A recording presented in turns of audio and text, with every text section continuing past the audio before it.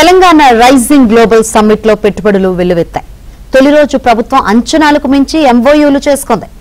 ఒక్కరోజే 4 లక్షల కోట్ల విలువైన పెట్టుబడులకు కంపెనీలతో ఒప్పందం చేసుకుంది. పవర్ సెక్టార్లోనే 2 లక్షల కోట్ల విలువైన పెట్టుబడులు సాధించింది.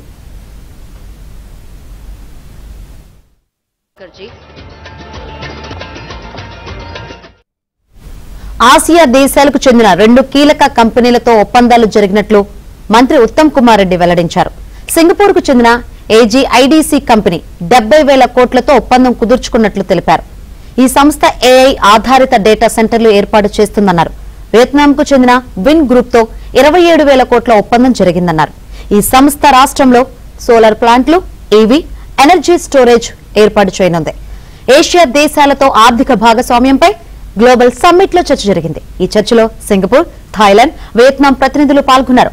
విన్ గ్రూప్ ఇండస్ట్రియల్ టౌన్షిప్ ఏర్పాటు చేయనుందని మంత్రి ఉత్తమ్ వివరించారు. టెక్నాలజీ, స్కిల్ డెవలప్మెంట్ వంటి వాటిపై దృష్టి సారిస్తున్నట్లు చెప్పారు.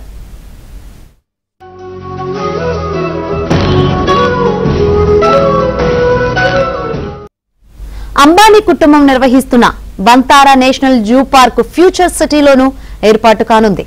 గ్లోబల్ సమ్మిట్ లో తెలంగాణ ప్రభుత్వంతో వంతారా బృందం ఎంఓయూ కుదుర్చుకుంది.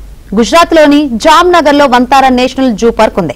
ముఖేష్ అంబానీ కుమారుడు అనంత్ అంబానీ వంతారా బాధ్యతలు చూసుకుంటున్నారు.